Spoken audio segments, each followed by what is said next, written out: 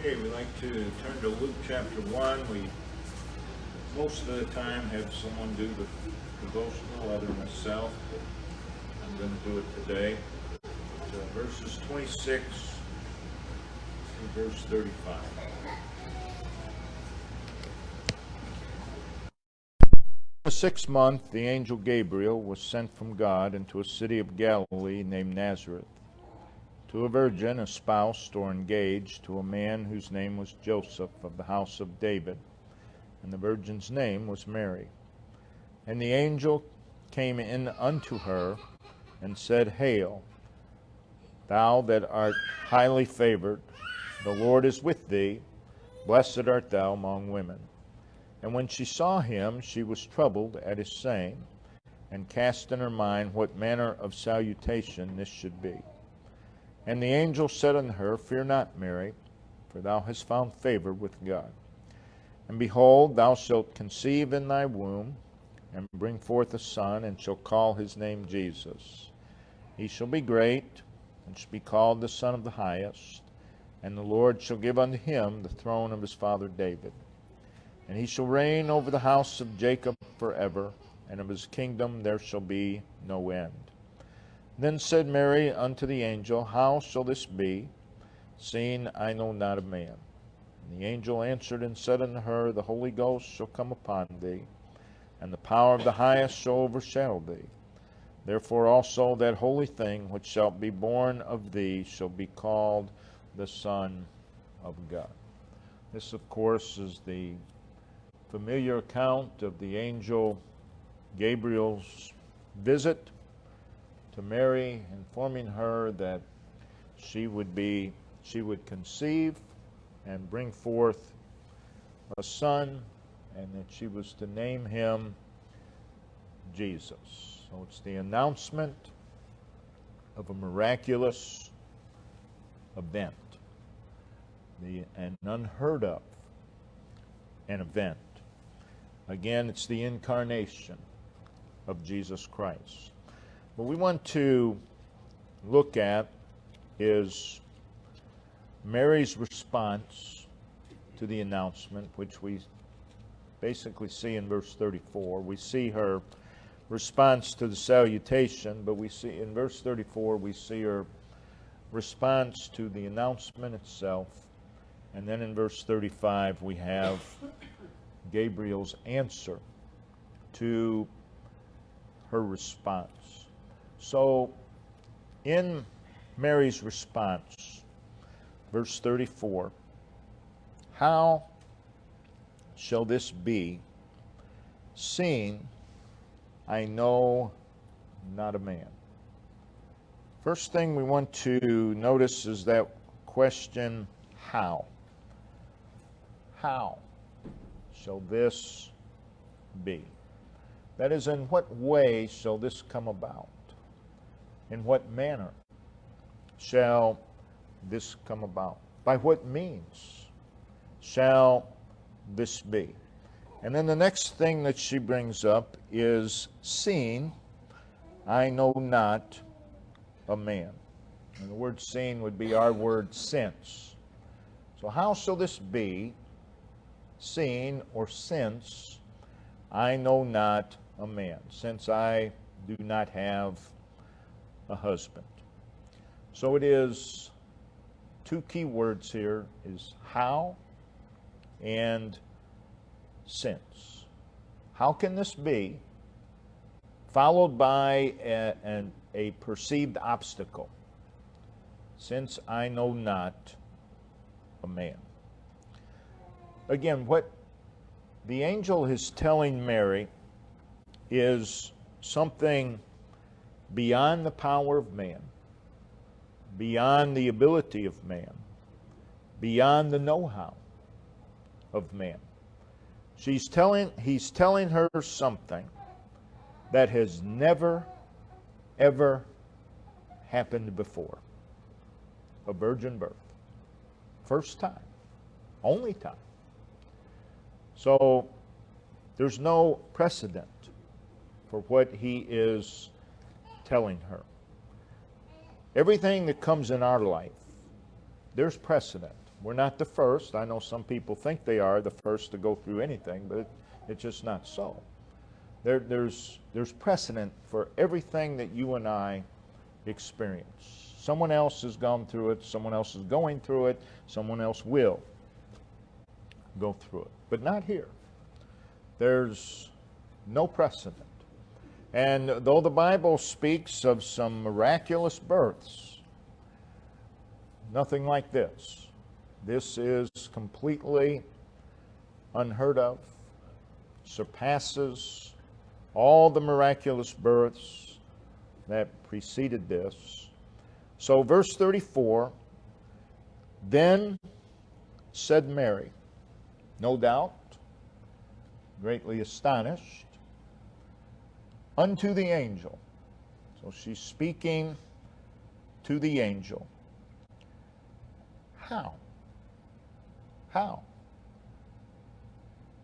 That would be our response. If it's our response when we have precedent. But if it was something without any precedent, which, well, how? How can that be? So that was her first response. How shall this be? And then she follows by presenting what she sees, and no doubt is, a major obstacle. I know not a man. What she sees has an utter impossibility. Now, how often the Lord comes to us, tells us to do something, and our response is, how? And then we present an obstacle. Or we'll say no, and then present a reason.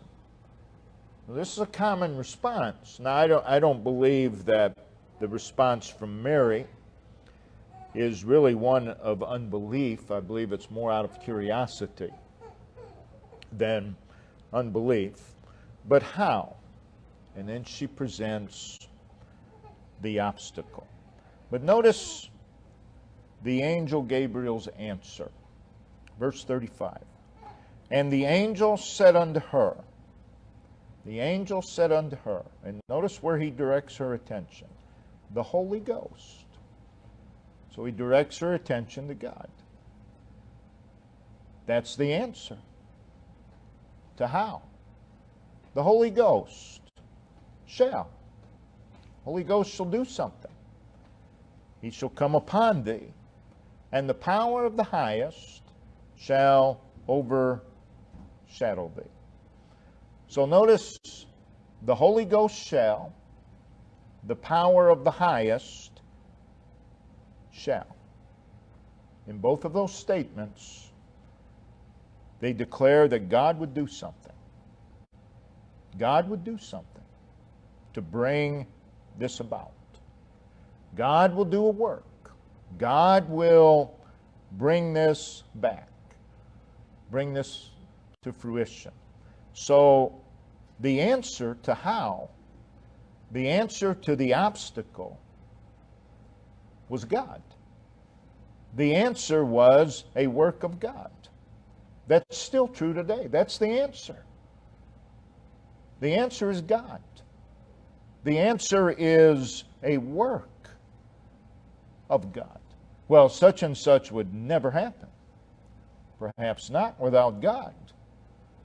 But you put God into the picture, the Holy Ghost shall.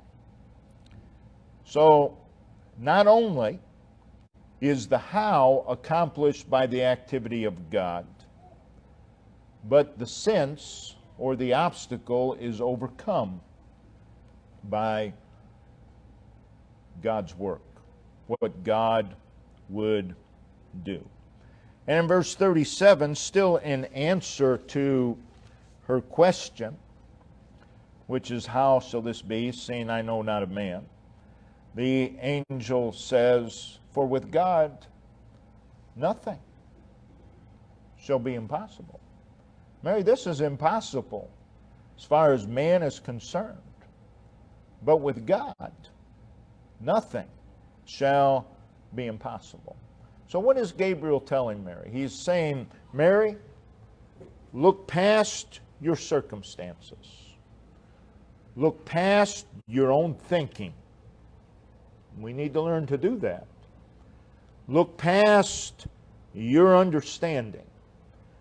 Don't limit God to your circumstances.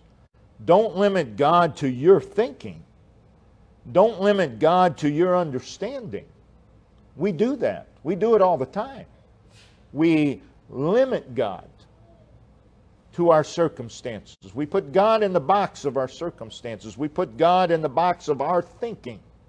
We put God in the box of our understanding. He's saying, Mary, don't do that.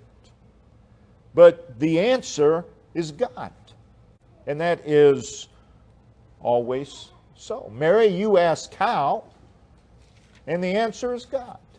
Mary, you present an obstacle, and the solution is God. And that's always so.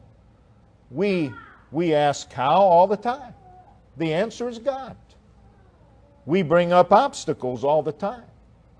A lot of times people bring up obstacles because that's their excuse. But God's the solution. God's the solution. So notice it is, God shall come upon thee. God shall do something and it relates to you. God shall come upon thee. And the power of the highest shall overshadow thee. So again, in both cases, she's told God would do two things. He would come, He would overshadow. And both things relate to her. Relate to her situation. Relate to the how. Relate to the perceived obstacle. So God would do something. God would do something in the behalf of Mary. So again, Mary's question is, how shall these things be, seeing I know not a man? God's answer, God. Or the angel's answer, God. That's always the answer, God. So may we always realize the answer, believe it or not, is not found in the intellect of man. If that's where you're looking for the answers, you're setting the bar way too low. The answer is not in the power of man. The answer is not in the ability of man. The answer is not in the resources. And again, whether it be our own intellect, our own power, our own ability, our own resources, that's not where the answer is. The answer is in God. And the solution is not in those things. The solution is in God. So we get back to the same thing that we repeat over and over. Our focus is to be God. Brother Ben, if you'll come and lead us